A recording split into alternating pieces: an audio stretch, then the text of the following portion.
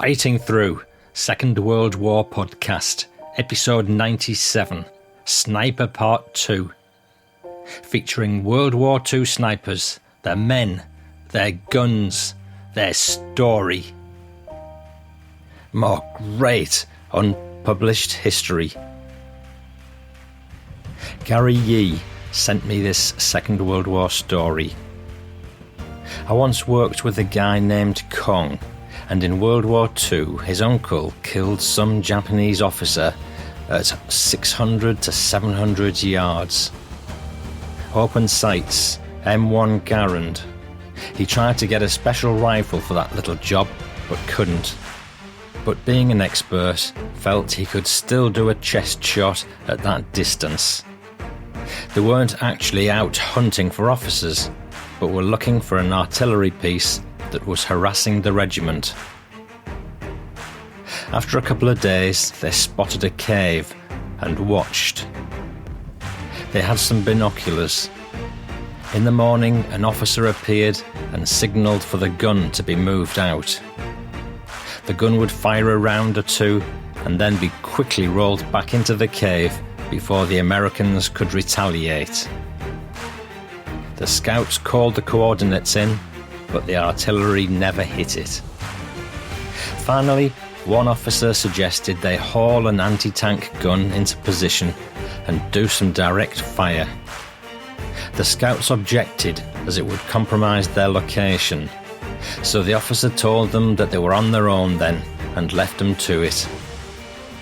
Anyway, the scouts watched and noticed a pattern that the Japanese officer always came out first. The decision was made to eliminate him. The scout wanted an M1903 A4 scoped sniper rifle, but his company couldn't provide one. The Garand would have to do. Before that though, he had to make sure he was sighted in at the same distance. So the scout moved to another position and sighted his Garand at a patch of light-coloured earth that was the same distance. With his observer watching on, he quickly dialed it in. After he was dead on, they returned to their observation post and waited. In the morning, when the officer emerged from his cave before the artillery was rolled out, BAM! According to the other scout, there was a spurt of blood from the officer's chest before he collapsed. A couple of guys came out and hauled him back into the cave. The resistance on the island didn't last much longer after that. Hope this information is useful for your podcast. All the best, Gary Yee, USA. And that, chums, is my way of introducing this episode. Gary wrote to me absolutely ages ago to share the sniper book he was trying to get published, and would I be interested in covering it on this World War II Stories podcast? Of course I would, and since Gary wrote in, I've collected several more sniper-related stories to tempt your bombed-out brain cells. And I've got some great, nay cracking, stories to share with you. So, I wish you another warm welcome to the Fighting Through Second World War Stories podcast. I'm Paul Cheel, son of Bill Cheel, whose World War II memoirs have been published by Pen and Sword in Fighting Through from Dunkirk to Hamburg. The aim of this podcast is interviews with veterans, family stories and memoirs from all the countries and all the forces. I dare you to listen. Today, I've got a massive second tranche of sniper stories to follow up on the first sniper episode 53, which has been very popular. And I've got a great Pacific War PS at the very end, so don't miss it. Before I go any further, I want to apologise for the delay in bringing this episode to you. It wasn't planned like this. I have absolutely no intention of stopping, and I'm really grateful for your continued support and to those of you who've written in to check I'm okay. I am indeed okay, but after 10 years of doing this, I'm realising that there are times when I just need a bit of a rest before I crack on recording the next episode. I do try to deliver a decent quality product, and as a result, it's very time consuming to create each episode, and there are occasions when this process just drags out. But I have to say, I just love it when the episode finally goes out. It's such a nice feeling, such a buzz, and this time it's a double episode. Whoop, whoop. The show is doing very well in the podcast charts thanks to you, and I'll be sharing more on that in the forthcoming 10th birthday episode. So for now, keep in touch, stay curious, and keep your ears peeled, and I'll do the same. Getting right to it now, here's this week's surprise family story. 2 of them, in fact, very similar themes. You might even call them spooky. This first one is a throwback to the last episode where we featured German V1 rockets. After the occupation ended and Antwerp in Belgium was liberated, my bonpapa returned home. Family stories say that his father, who worked at the Antwerp docks, helped the resistance and the incoming Canadians with demining of the port. My grandfather returned to his family and got a series of odd jobs, and he endured the bombardment of Antwerp by V1 and V2 missiles. He vividly recounts in his memoirs that he missed the tram one day, probably late 44, and that the carriage he'd been attempting to board was subsequently struck by a V2.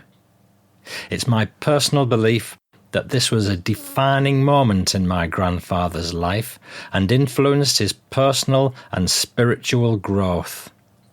And that's on Reddit by a guy called Blaster Ken. My grandpa fought on the Eastern Front for the Wehrmacht. He escaped death a few times, or so he told my dad when he was drunk. I actually think he still had some shrapnel somewhere in his body for the rest of his life because they couldn't remove it back then. Anyways, one time my grandfather was laying behind a fence that was weak enough to shoot through. He laid there for some time when he stood up to change position, and at the exact moment he was standing, a bullet struck the cover where his head had been seconds ago. Russian sniper. It's amazing to see how thin the line between living and dying can be. If he had died, I wouldn't be here to tell this story.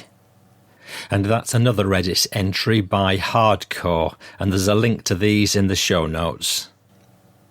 And that leads in nicely to this episode. It's all about snipers and leans heavily on what was an unpublished book when I started the project, but it's now been published in World War II Snipers 1939 to 45, The Men, Their Guns, Their Story by American Gary Yee. This book isn't just a bunch of random stories. In fact, I hesitate to call it a book because Gary sent me a copy, and what a glorious encyclopedia it is to the art of sniping. It's a veritable compendium. Gary takes us through selection of personnel, training, tactics, the weapons themselves, and there are stacks of photos and illustrations, and loads of stories and eyewitness accounts from around the world. And in the words of the intro blurb to the book, World War II Snipers, The Men, Their Guns, Their Story presents a compelling and authoritative study. It does indeed. These are some very short extracts from Gary's book. They're individually quite shocking insights into the world of sniping, and so final. Here goes. "This way, comrades," shouted Ballas, proud of his exploit. "There's nobody in there." We all stood up, prepared to join him. He was laughingly nervous. But then A crisp detonation whistled through the leaves, followed by two more. Prince was running towards us, but Ballas wasn't. He was walking hesitantly, stretching one hand towards us. Then he fell. So, just as we're beginning to get ready to move that morning, Frankie gets up and lets out a roar. "Hey you guys," he yells. "I'm 18 years old today. Happy birthday, Frankie." Bang! It's from a sniper. Down goes Frankie. It doesn't look as if he'll make 19. A single shot punctuated the silence. A sniper. An officer passed the word. "Tell Osborne to come up here." He was asking for Private First Class Osborne, 18, an Indian youth from Fort Hall, Idaho, and an expert scout. The officer waited. "Where's Osborne?" he whispered hoarsely. The message came up to him, passed from man to man. That was Osborne the sniper got, right between the eyes. PFC F. Osborne is interred in the National Cemetery in the Philippines. I broke out a D-ration hard chocolate candy bar I had in my field pack and gave it to the guy next to me. In a ditch beside the road, I closed my eyes again, warmed by the burning buildings all around me. It was 0200, and I'd been awake except for a few catnaps here and there since leaving Holland the day before. I think it was about an hour later when I woke up and found the other GI still in the ditch with me, asleep. I looked around but could see no one else anywhere. I got the disturbing feeling the town had been abandoned. I shook the other guy and asked where everyone was. And then I saw the dented helmet with a bullet hole in it. My ditch companion was dead, meaning there was a sniper somewhere in the inferno surrounding us.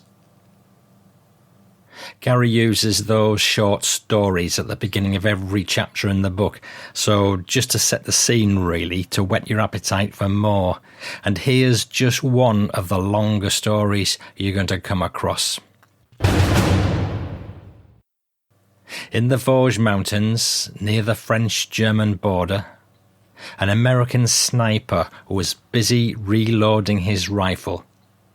If you're familiar with the M1903A4, you know that with the Redfield Junior base, a stripper clip can't be used to reload the rifle. So our hero was busy reloading his empty rifle when a German soldier suddenly appeared not 6 feet from him and shouted, "Nicht schießen!" As our hero looked at him, the German pleaded, "Nicht schießen!" Don't shoot? How could the sniper shoot an enemy with his empty gun? The German could easily have shot him or even bayoneted him. Grateful he had himself just been spared, he took the German prisoner and was escorting him back. He was passing the 45th Division area when one GI said, "Let me see how big a hole you can put in his back." Our hero demurred and dutifully delivered his prisoner to a holding area for prisoners. Gary Yee.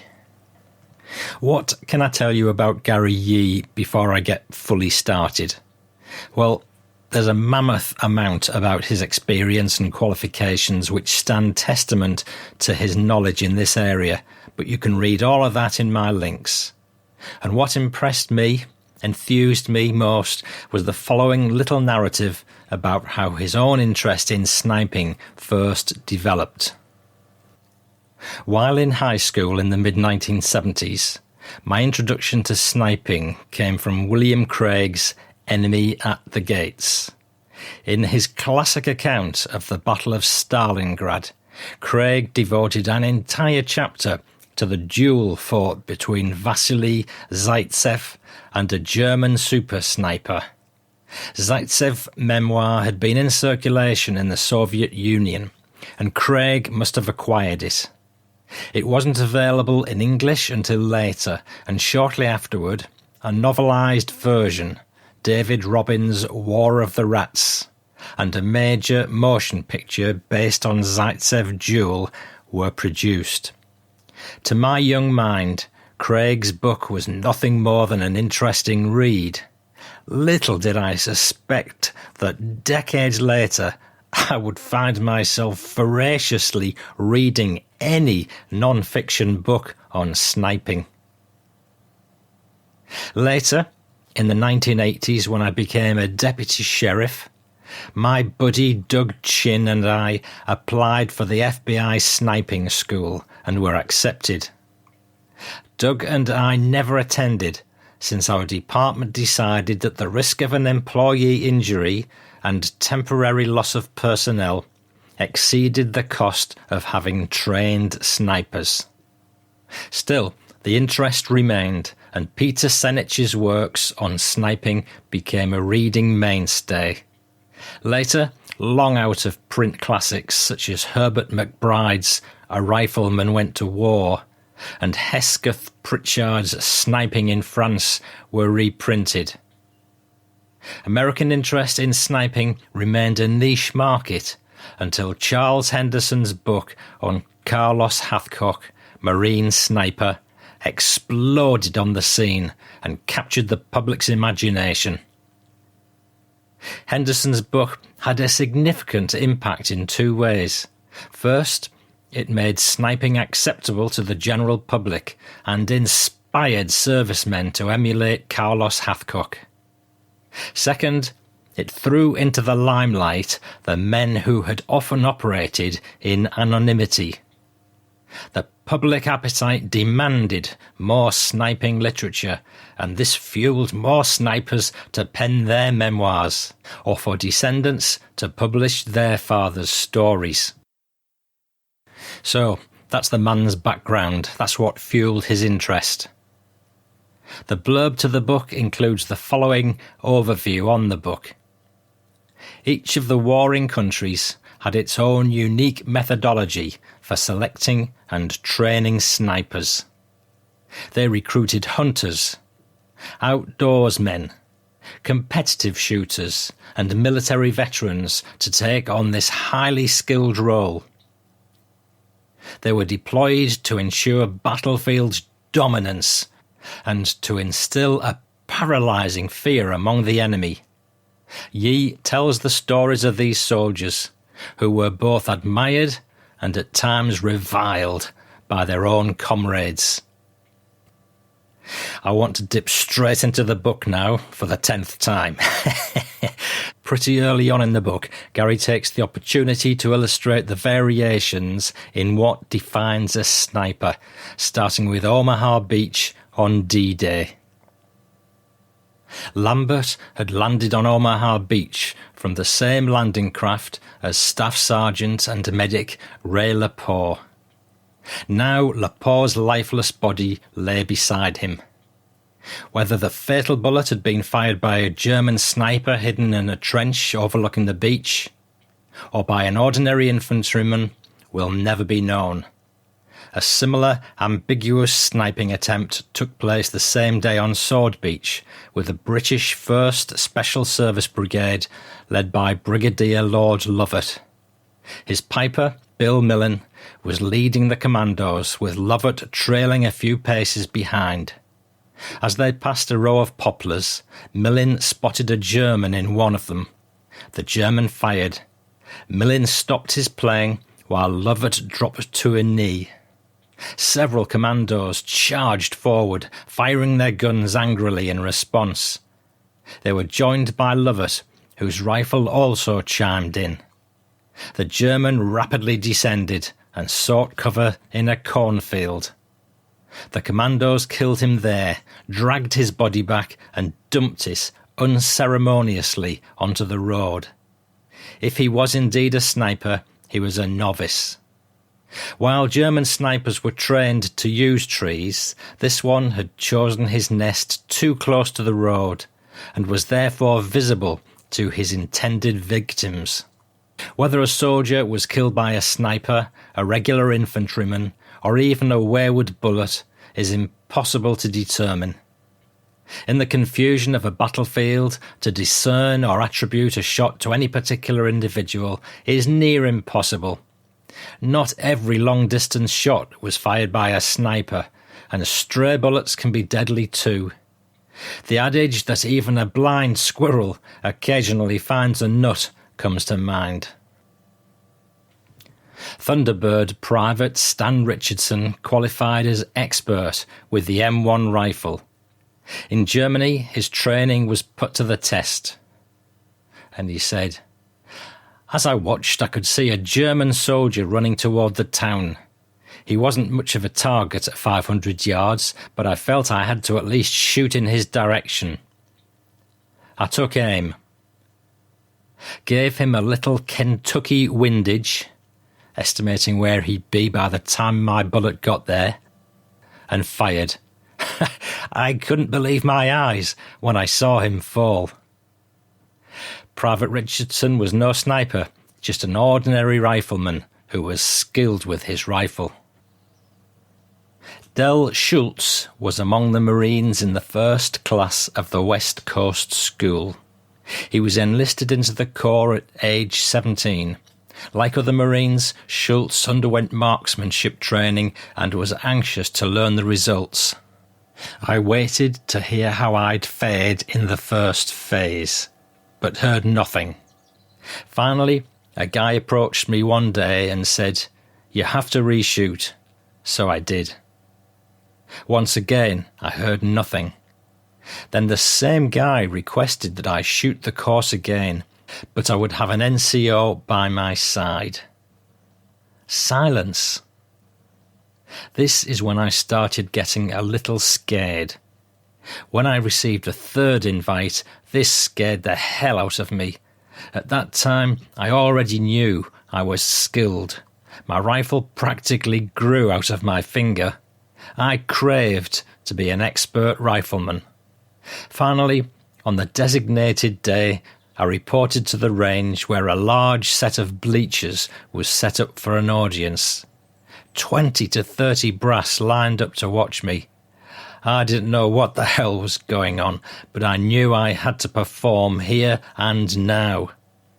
I did my best that afternoon, showing my skill. No one really stated how well I did. One officer simply said, "My God, we have an Annie Oakley with a gun," and they placed me directly in the sniper pool. After basic, I attended the very first Scout sniper school the Marines offered. Unlike the Army, the USMC consistently gave their Scout snipers extensive training, and Schultz recalled, "As a Scout we were trained to move forward with our combat units, while as a sniper we learned how to retreat. Through rigorous training, officers pounded into us that we could not wait or rely on someone else.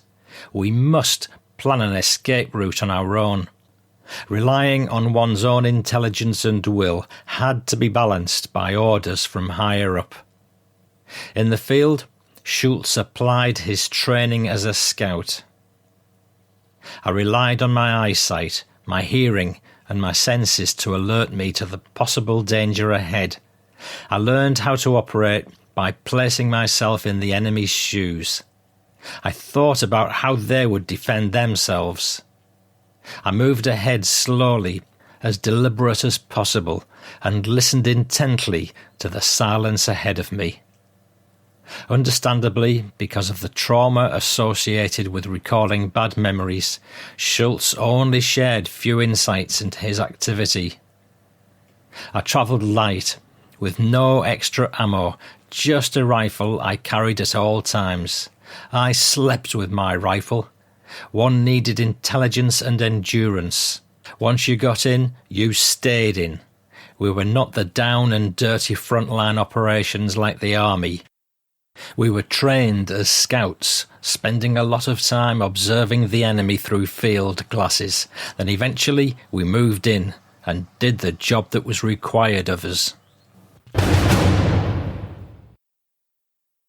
And here are some American stories about the selection of a good sniper.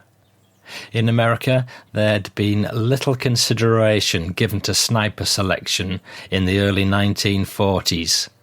But by 1944, a US Army publication recommended, when selecting men to be trained as snipers, special care must be taken to obtain individuals capable of acting on their own.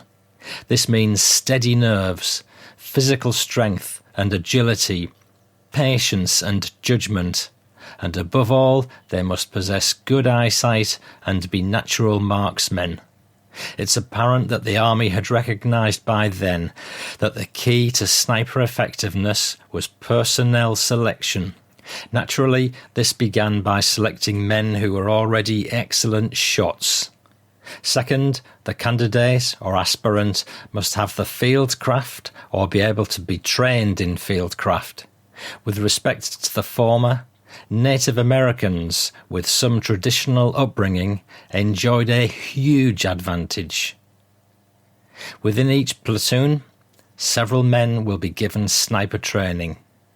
These men will be selected from among the most proficient marksmen in the unit and will be given training in scouting and camouflage and in the use of the sniper's rifle. With the inconsistencies in US Army doctrine, it should not come as any surprise that the distribution of sniper rifles was equally inconsistent. When the Army's specialised training programme was closed down, former civil engineering student Earl Slider found himself as an infantryman who had to choose between carrying a BAR or a sniper rifle. I looked at that 25-pound BAR and looked at the 8-round sniper rifle, and I volunteered for sniper training. Similarly, Thor Runningen was selected to attend sniper school. There wasn't any particular reason I was selected. It seems they only chose 2 or 3 men from the company to attend the course.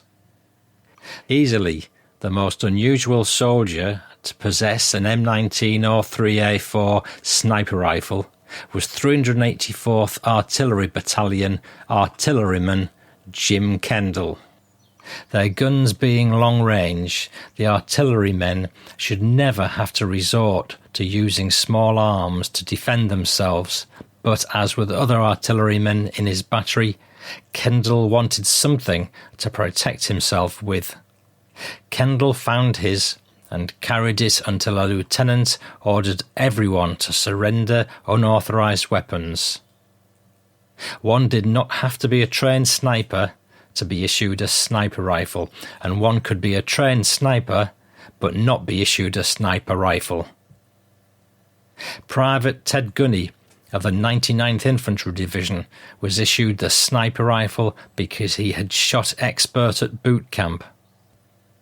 Expert rifleman Private Charles Davis became a sniper after he saw a scoped Springfield rifle, M1903A4 with a Weaver scope, and asked for it. He didn't have much experience with scoped rifles, not much opportunity to sight it in properly, and most significantly, received no training.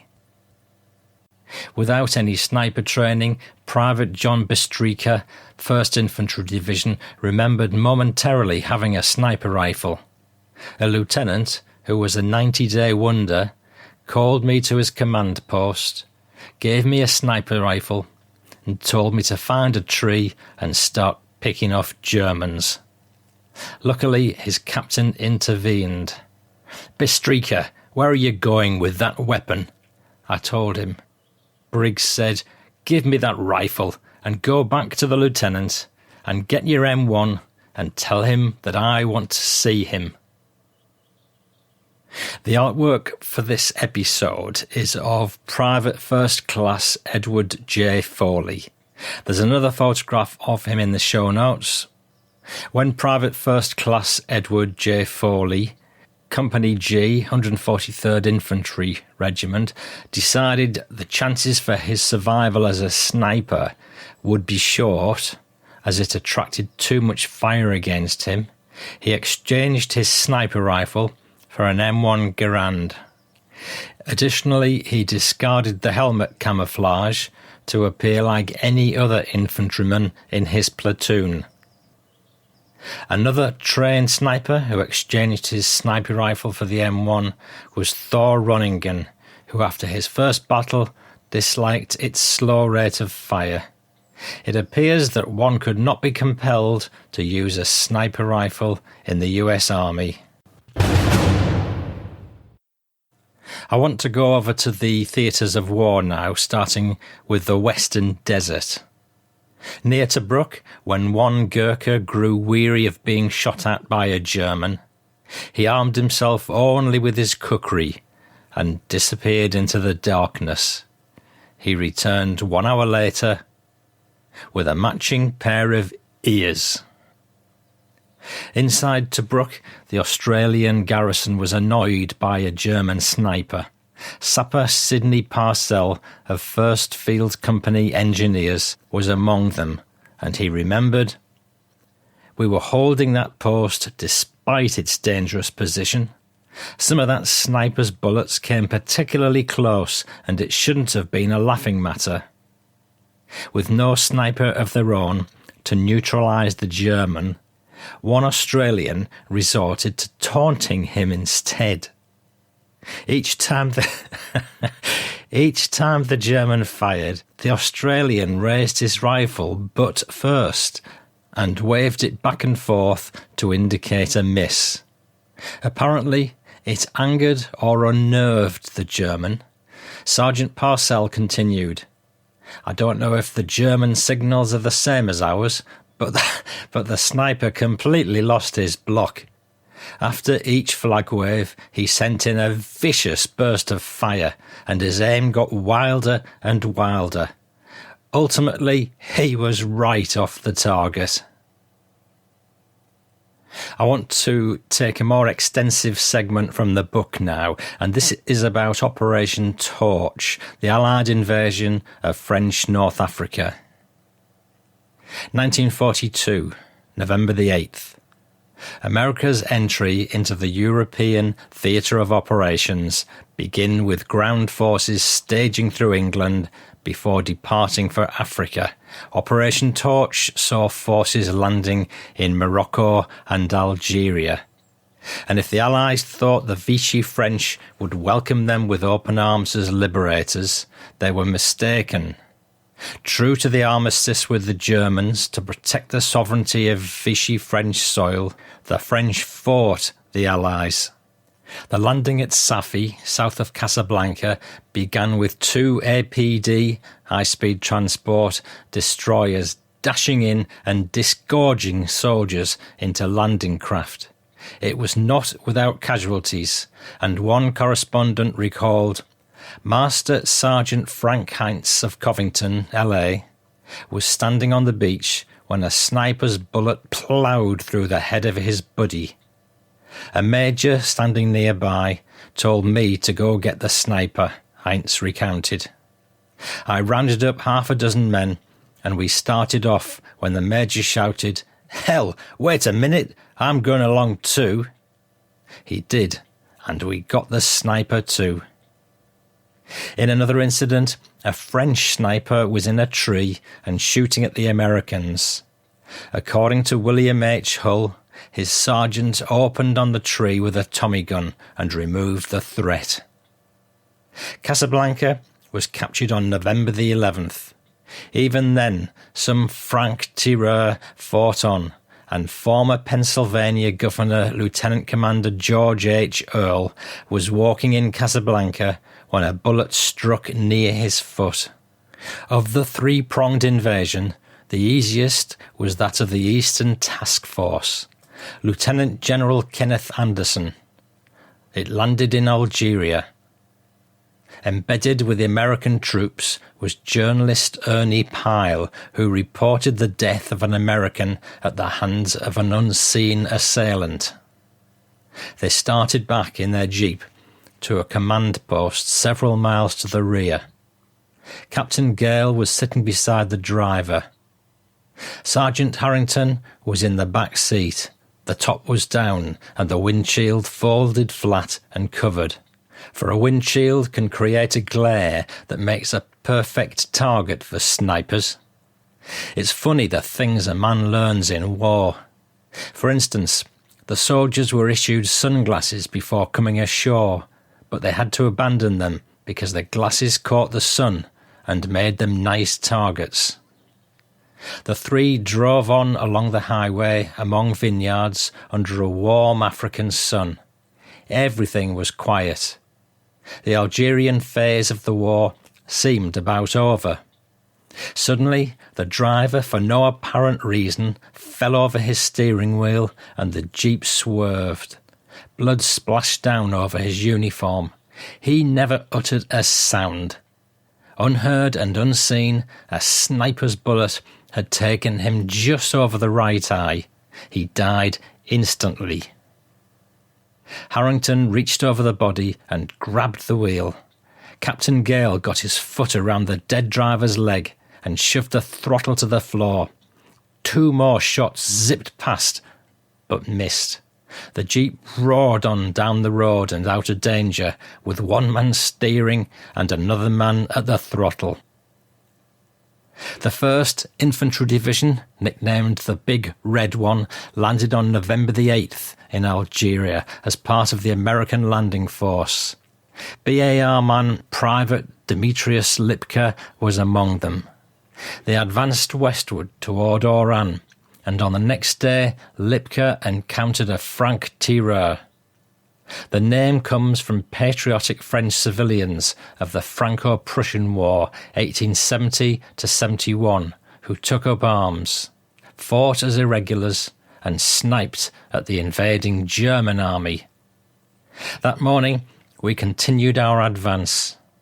There was a little artillery fire now, and not very accurate. As we approached the town called Fleurus-le-Grand, we began to run into a lot of sniper fire. One of the snipers picked me as his target. I drove for the ditch along the roadside. It didn't afford much protection as it was very shallow. As I got up to get a better view of where the firing was coming from, he fired again. Fortunately, he wasn't a good marksman and he missed again. He jumped up from behind some shrubs with his hands in surrender. He was a French civilian. He demanded that we release him at once so he could return to his home.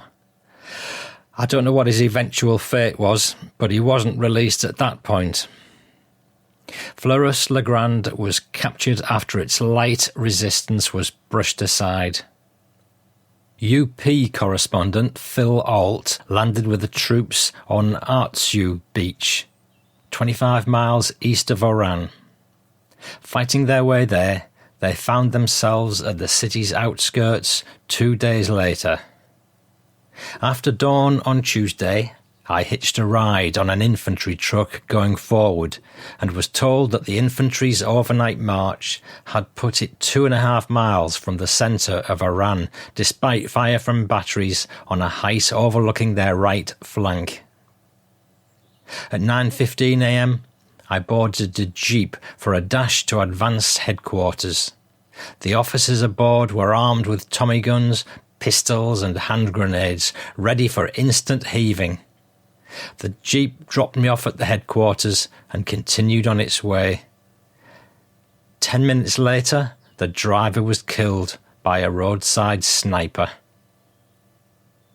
Entering Oran was not without resistance, and Sergeant Charles Emso recalled that a sniper shot from a window at a tank about 4 tanks ahead of mine. He wounded a Frenchman who was just handing a tangerine up to the man in the turret. Instantly, the gunner in the next tank raised his 37mm and blew the sniper right out of the window. Almost at the same moment, a tank destroyer fired with its heavy gun and practically blasted the corner of the building. Oran surrendered a little past noon, and Private Lipka and the Big Red One occupied it peacefully. While at Oklahoma, A&M, Agriculture and Mechanical, Lieutenant Charles Sheffell enrolled in ROTC and after the graduation was commissioned as a reserve lieutenant. He was assigned to the 39th Infantry Regiment and landed in Algiers with a Big Red One.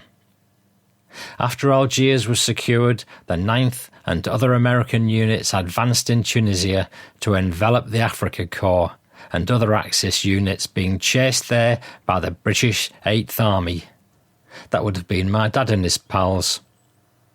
Sheffell's battalion was now advancing towards Bizerte in Tunisia. Late one afternoon, the company crossed a rock crest and dug into a defensive position on the forward slope that overlooked a wide, barren valley. We had outrun our supply lines and had orders to hold at the edge of some evergreen woods. After we settled in, I walked along the ridge to visit another platoon leader, a friend I'd known since Algeria. We sat in the shade off by ourselves, looking out over the plain. Almost a mile away, a road cut diagonally across in front of us. It led to Mateur, which was still in German hands. I glanced across the plain and saw what looked like a truck moving toward us along the road, kicking up the dust. "That can't be ours," I said. I took a closer look with my field glasses and saw that it was towing something. The truck pulled off the road and stopped on the far side of a small bridge. Men got out and bustled around the rear of the truck. "Germans," I said. "They're pulling an artillery piece." I picked up my rifle and fumbled with the rear sight. To shoot that far, I'd have to raise it. Aiming over the front sight would bring the barrel up so that the round would arc in a rainbow trajectory towards the distant target. Firing a rifle at long range is generally not effective and can disclose the soldier's position, bringing enemy fire down on him. It's a matter of self-preservation. Nevertheless, I raised the rear sight until it looked about right. The tow truck started turning around to go back down the road. Let's see if these sights are any good.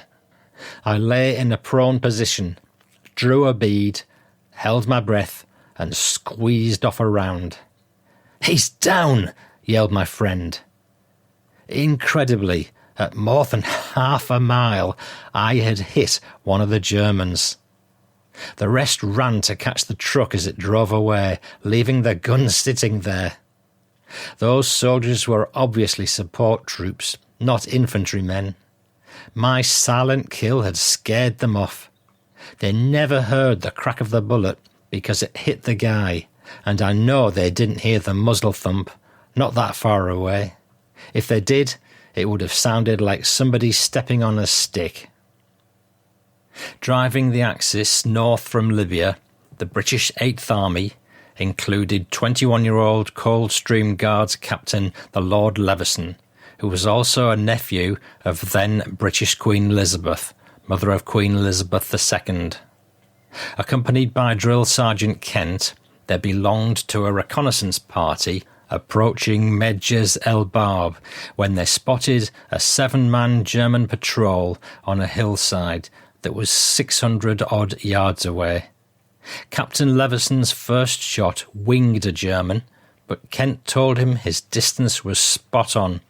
He managed to shoot 4 Germans before the other 3 disappeared beneath the crest. At war's outbreak, Bill Cheel enlisted in a territorial battalion of the Green Howards.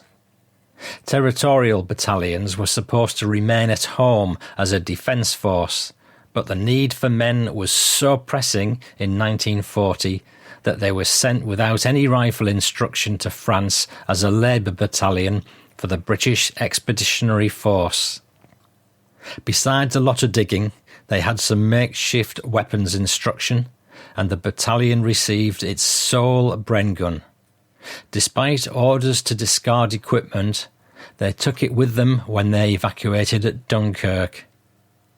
Still a soldier with the Green Howards, Cheel's battalion belonged to the 69th Brigade, which along with the 51st Highland and 4th Indian Divisions were to attack at Wadi Akrit in Tunisia. It began on April the 6th, and they moved out at 0400 hours. Private Cheel describes their attack. We were now attacking as platoons and sections, and our section, led by Lance Corporal Coughlin, bending low to the ground, moved to the right, and we had to tread warily because we were very often overlooked. We must have advanced about 200 yards, not realising that we were being observed from a concealed trench. All of a sudden, machine gun fire came from our right, and we dropped flat. We all knew roughly where the fire came from, and quite unexpectedly, Coughlin did a silly thing. Without any command, he stood up to move forward, instead of giving us instructions to fire while he observed. He was no sooner on his feet than a single shot rang out, and Coughlin, who was next to me on my right, dropped dead in an instant. Being senior private, an enraged Cheel grabbed Coughlin's submachine gun and shouted, "Come on, lads, kill the bastards, send them to hell, but keep firing and don't forget your grenades." They didn't take a single Italian prisoner, and at the end of the battle, on April the 7th, the entire Italian 80th Infantry Division, La Spezia, was either killed or captured by the East Yorkshires and Green Howards. Further north, where the Americans were fighting, Corporal Dixon belonged to a tank destroyer unit. When a lone German sniper held up an American advance, a volunteer was called for to dispatch the sniper. Dixon responded, ran out, and was taken under fire by the sniper immediately. Hiding behind a bush, Dixon began scanning the terrain. Finally, he saw a dark spot in a white bush some distance away and suspected it was the sniper. He fired and missed him with his first shot, but adjusted his aim and nailed him on the second attempt. More dramatic was the experience of Ranger sniper Corporal Robert M. Bevan. His accomplishment was to silence a German machine gun nest at 1,350 yards. As a sniper, I picked targets that were out of range for the riflemen, so I started working on this machine gun nest. I was using our sniper rifle, a plain old 03 with telescopic sights. I ranged in with traces and then put 2 shots right into the position. The gun was quiet for a short while. Then a crazy thing happened. Someone threw a dirty towel over the gun. And then the crew came out and sat down. The machine gunners were probably already demoralised and allowed themselves to be defeated from a distance by a single sniper. I'd like to take a bit of time out now just to cover some reviews, feedback, family stories and war stuff, and here we go with the first one. I listen every day at work. Listening to Paul makes one feel like they're there with the soldier. Very well narrated. And that's Steve, 1955, from Kessingland in Lowestoft, Suffolk, England. Thanks, Steve. I'll volunteer that I do know Lowestoft is actually pronounced Lowestoft. Steve, you're in the next county to me, so one does pick these things up. So that's another word I can add to my rapidly expanding World War II vocabulary that I'm forever rehearsing. Lieutenant, Brisbane, Melbourne, Tilly-sur-Seulles, Sheeson, Scheisse, and Uncle Tom Cobley and all. And the following people kindly left show reviews in various places. Eric from York in Pennsylvania on Podbean. Eric Nichols from Cornwall, UK. Eric, thanks for completing the survey. Paul Breen from Ireland. And he says, your podcast is unbelievable. Your dad, what a man. Thank you, Paul.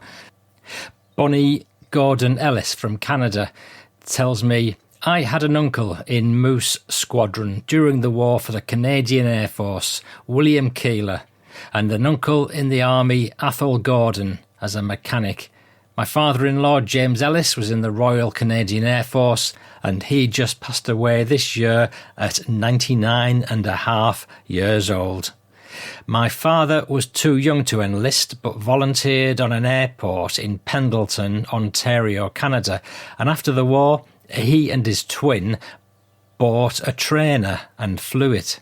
Eventually it was sold when a group who built the plane wanted to restore it, and now it has a home in the Hamilton, Ontario, Canada Air Museum. I wear my poppy proudly to honour those who fight for freedom. Keep up the great work. That's Bonnie Gordon Ellis from Canada. Thank you, Bonnie. A few grateful thanks from me now under the Buy Me a Coffee banner. Captain Paul F. Yankel bought me a Calvados. Dave Thomas from Oregon. Dave Carroll. Mark Wright Johnson. Thank you guys. All of you bought me some Calvadoses. Ross Moore, currently in Canada, formerly South Africa, has been in touch. And Ross, you had three great uncles that served in World War I. One of them served in the 2nd Regiment, South African Infantry, and died in the Arras area of France. Another uncle served and survived in East Africa with the 2nd South African Horse, and you say that tracking down family history is a wild ride. You pull one string and 5 more strings pop out, and I haven't even started on World War II yet. I'd love to hear any material that covers the South African effort in either of the wars. Ross, thanks for that, and if anyone has any stories about the South Africans, write them up and send them in. A family story now from Mark Petricevic from West Michigan, just outside of Grand Rapids. Paul, I love listening to your podcasts during my half-hour commute every morning and afternoon. I'm a veteran, 4 years in the 82nd Airborne Division, and lifelong history buff who now owns a military history company. There's a link in the show notes, folks. That's all about war stuff being supplied. I also did a fair amount of training with the SAS while I was in, and earned my British jump wings in Aldershot with the Paras, that's in the UK. I've had the pleasure of personally meeting numerous veterans from various theatres of war in my life, and one of the many stories is below. I was a funeral director for 30 years, and part of my duties for pre-arranging funerals was to get basic information for the death certificate. This is a bit morbid. I was meeting with a gentleman to make his funeral arrangements so he would not burden his family when the time arrived.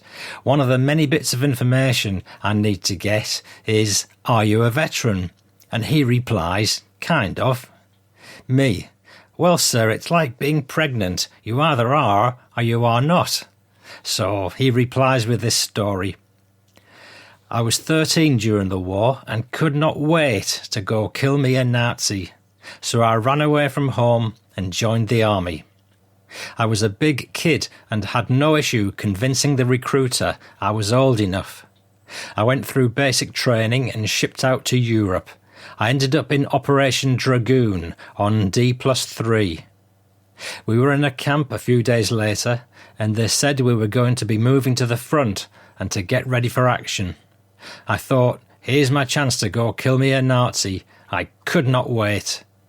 I rather excitedly got in the back of a truck, and you'll never guess who was sitting next to me. My neighbour.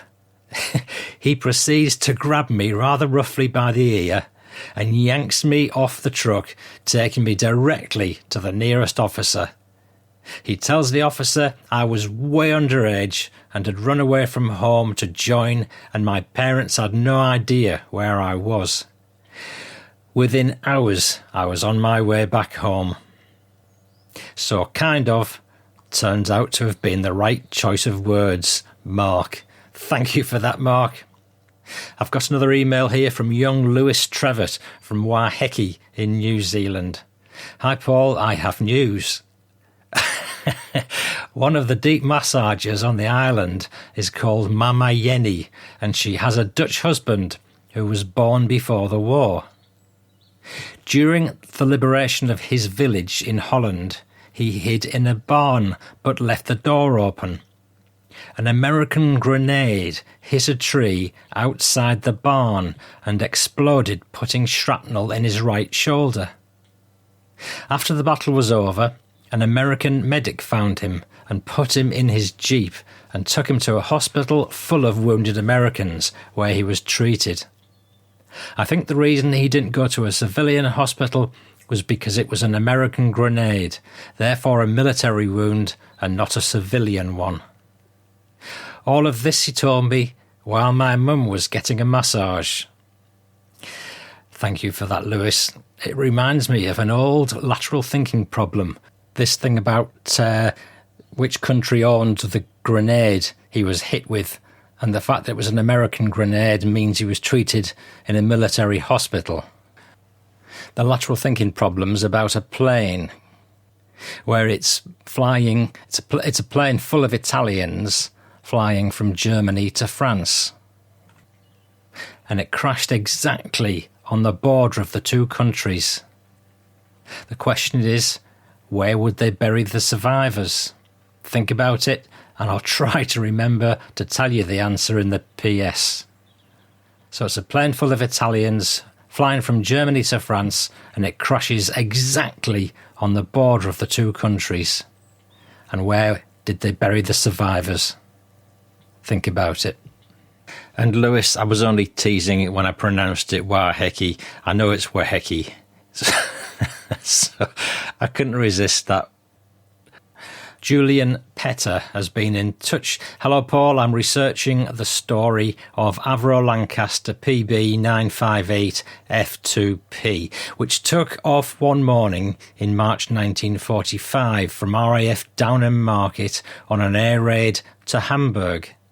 Over the target, the plane was shot down and crashed only a few streets down from where I live, so in Hamburg.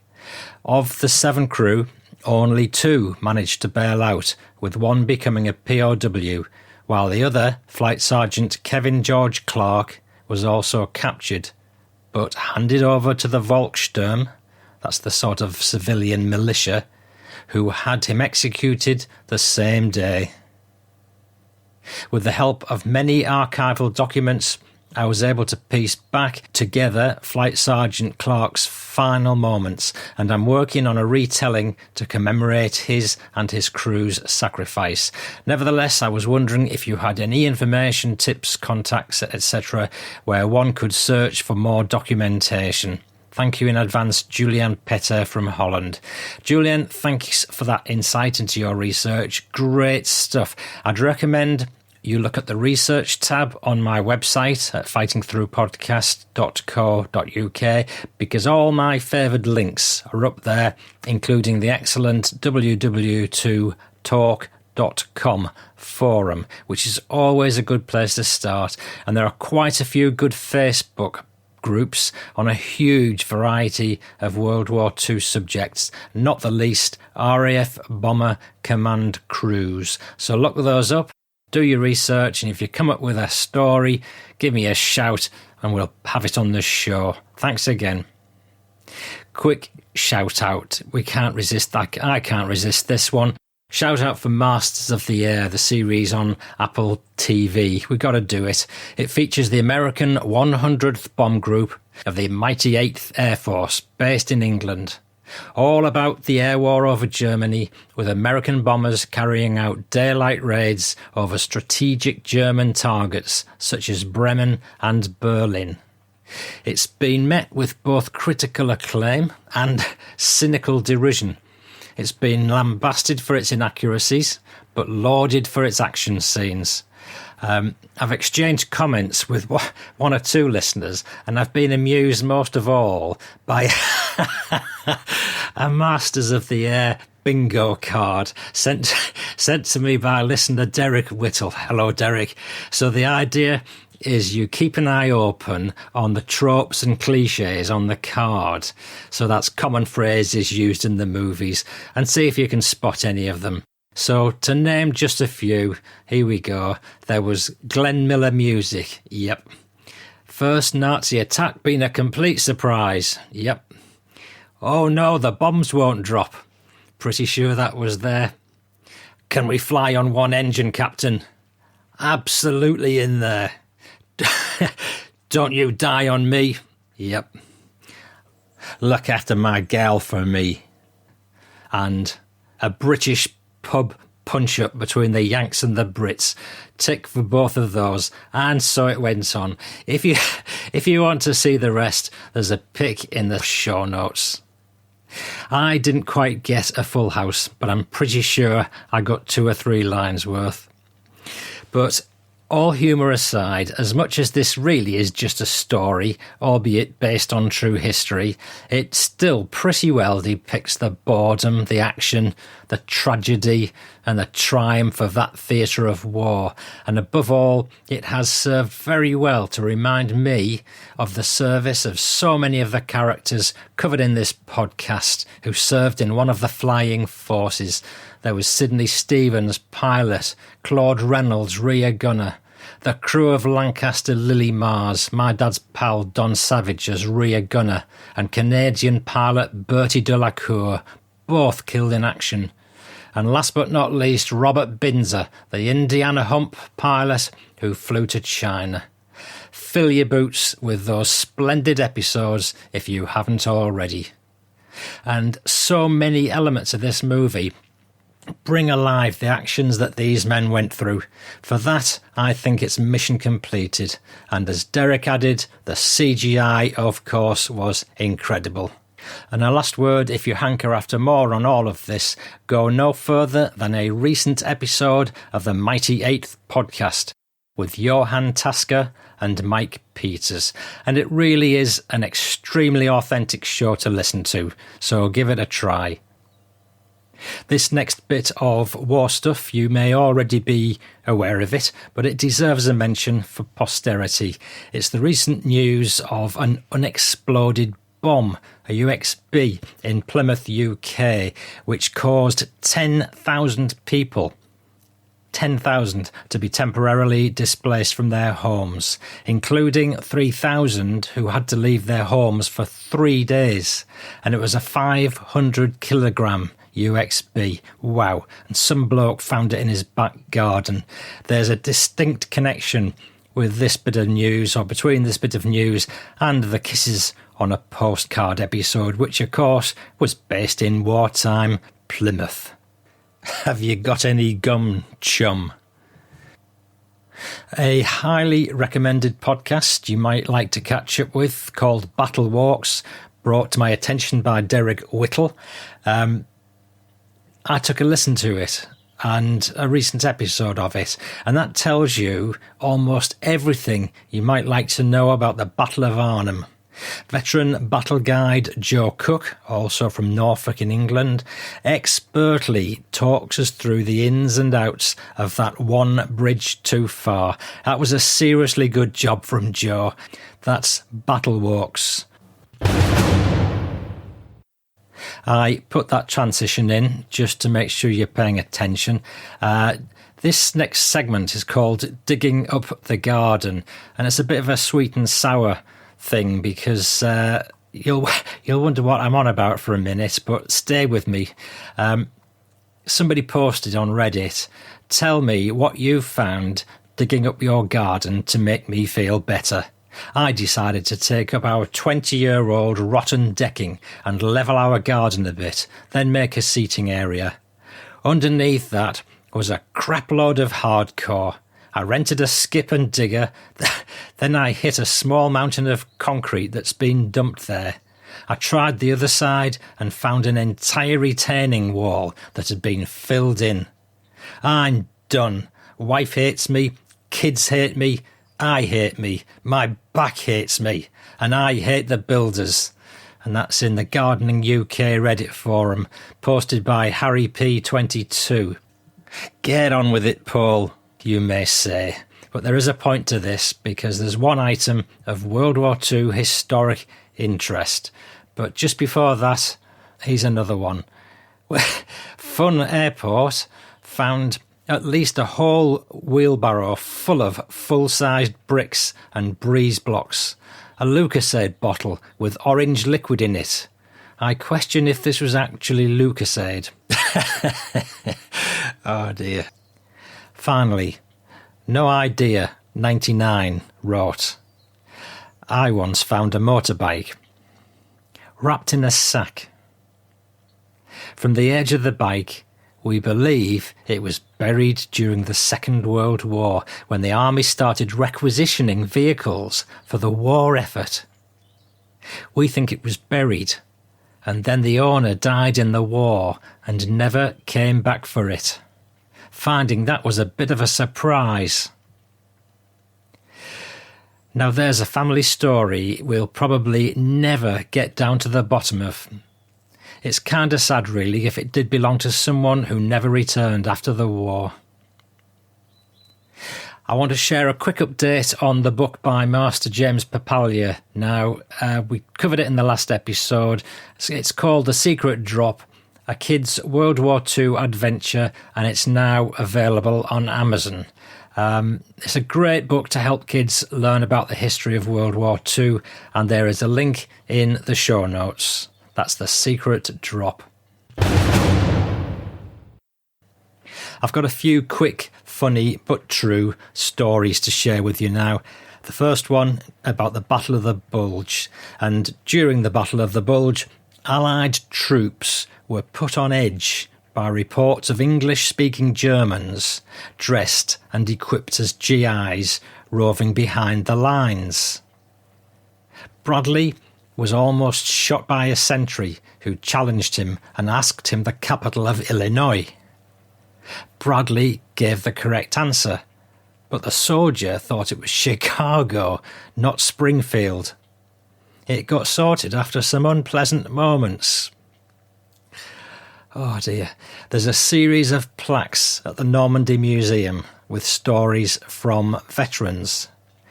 One of them is from a paratrooper who dropped in on D-Day, who said he landed in an orchard with a German machine gun nest nearby. While he was trying to get his harness off, somebody knocked the machine gun out with a grenade.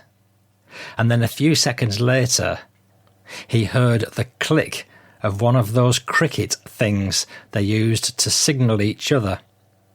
He didn't have his ready and was so terrified of someone lobbing a grenade at him, he just belted out, "Baseball! Babe Ruth! Lou Gehrig!" Anything that would indicate he was American. The other guy just shouted back, "Shut up, Manley, you're gonna wake up the whole German army." Oh dear, I hope you enjoyed that one. Here's another one about dummy tanks. This is a humorous excerpt from B.G. Miles Smeaton's memoir, A Change of Jungles. One day, when a sandstorm was blowing shortly before the Battle of El Alamein, the South Africans rang up to say that some of the dummy vehicles were blowing away. "Can't you fix them up somehow?" I asked anxiously, thinking that if the enemy saw them, the whole deception would be blown, and forgetting that even if the Germans could get an aircraft over, they wouldn't see anything in this dust. "Hell," they replied, "they're blowing onto the minefield." A little later the telephone rang again. It was the South Africans. "Those dummy vehicles," they said. "It's all right after all. It was a dummy minefield." Sorry, I don't know. I've got to laugh at these things. If it was my own joke, I wouldn't be laughing. But as it's somebody else's joke, I feel qualified to share the humour with you. This is about British teenagers in World War II. It's an article from the Daily Telegraph that someone sent to me. Details of a secret civilian army of British teenagers who were trained to kill during the Second World War have emerged in research. The British Resistance Force, which included young girls, was trained to strike back at the Nazis should they ever invade, and to sabotage German infrastructure and assassinate key personnel. 4 youngsters, who were the best shots in their school cadet corps, were selected as snipers. And a book to be published this year details how the clandestine unit known as Section 7 was trained by the Secret Intelligence Service, SIS. Little is known about the resistance force because the invasion never transpired, and all recruits had to sign the Official Secrets Act. Section 7 was developed in the summer of 1940 after the SIS was deployed overseas to help equip foreign resistance movements. Among those to join was Irene Lockley from South Milford, North Yorkshire. Before her death, she revealed to her daughter Jenny how she'd been trained to kill and maim and cause as much damage to the enemy as possible. Gosh, Bletchley Park, eat your heart out. She disclosed how she and other family members were taught how to derail trains, how to make Molotov cocktails, how to garrote, and many other skills related to warfare. Andrew Chatterton, author of the new book Britain's Secret Defences, Civilians, Saboteurs, Spies and Assassins, told the Daily Telegraph, in the summer of 1940, SIS was beginning to recruit cells of civilians. Teenagers tended to make good recruits as they were naive enough to carry out actions without thinking too much about the consequences, as well as being fit and active. My goodness. So that's Britain's Secret Defences, Civilian Saboteurs, Spies and Assassins. And it's by Andrew Chatterton. And conveniently, that brings us full circle back to the subject of snipers. But sadly, that's it for this part 1 of the episode. So please do join me again shortly for some more adventures from Gary Yee's book. In part 2, we're going to be covering women snipers, tips from British World War II veteran Harry Furness, Crete, Sicily, the psychology of sniping, and so much more. You've been listening to extracts from World War II Snipers, The Men, Their Guns, Their Story, written by Gary Yee, published by Casemate. There's a link in the show notes if you're interested in getting hold of this excellent book. And I must say thank you to Gary Yee for his help in getting this all together. Before I forget, the crashed plane problem. A plane full of Italians is flying from Germany to France, and it crashed exactly on the border of the two countries. And the question is, where did they bury the survivors? Well, the answer is, you don't bury survivors because they wouldn't be able to breathe. Catch question. Arg, I hear you say. Oh dear. And after that, I think we're going to have to redeem ourselves with a final short story as a PS. So here goes. I'm Paul Cheall saying bye for now, and I'll see you in episode 98, coming up before you can line up your gun sights. When I first heard Royal Engineer Brian Moss's stories of dismantling bombs in the Second World War, as depicted in episodes 2 and 3, I became more and more enthralled with the idea of soaking up the detail of how these tasks were carried out. And if you haven't listened to Brian Moss's memoirs, which are now published, I'd highly recommend them. But this enjoyment of the small details that I've acquired has now carried through to the art of sniping. I just love these tiny fragments of how everything is done. Gone are the days when some bloke just shoots another bloke. It's far more than that.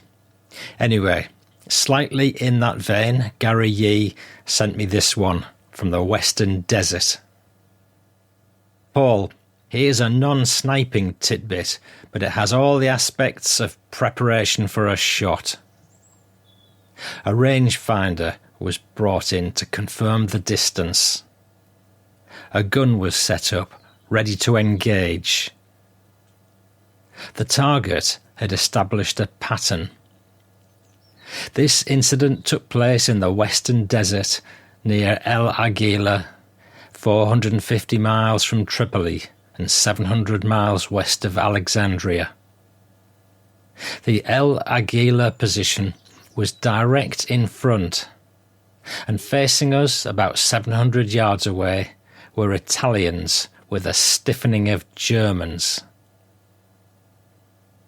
Due to the supply problem, orders were given that ammunition could not be fired unless attacked. After a short while, the Italians began to realise this and started to take liberties. One day before the heat haze occurred, an Italian climbed out of his trench, raised his hand in the fascist salute and shouted, "Viva Mussolini!" Turning his back to us, he dropped his pantaloons and squatted to answer the call of nature. We observed with surprised interest. The next day, this fearsome Italian soldier gave a repeat performance. This was going too far for Frank Dillon, and he said, "We're not taking that." The following day, our range taker, Chris Shambrook, ensured that we had the correct distance, and Frank expertly laid his Vickers on the correct spot. Being good soldiers, we had some spare ammunition. As we waited, a jeep pulled up, and out got Brigadier Douglas Graham, the officer commanding 153 Brigade. He immediately wanted... Sorry, I'll carry on. He immediately wanted to know what was going on. So the situation was explained about trying to teach this Italian a lesson, and also that we had some spare ammunition. He said, "All right, but you'd better not miss." Our Italian did not let us down. He jumped up to what was to be his third performance, and although he did not know it, his finale. When he began to exalt his love for Il Duce, Frank made final adjustments to the Vickers. Suddenly the Brigadier's telephone began to sound, but he ignored it. The Italian duly dropped his trousers. Frank fired a short burst, and the Italian fell headfirst into his trench. The Brigadier laughed and congratulated us.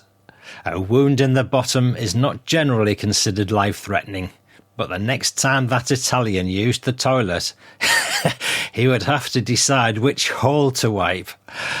Oh dear. When the Brigadier returned the call from HQ, they asked why he had not answered. He said, "I was busy watching my men shoot an eye tie up the arse."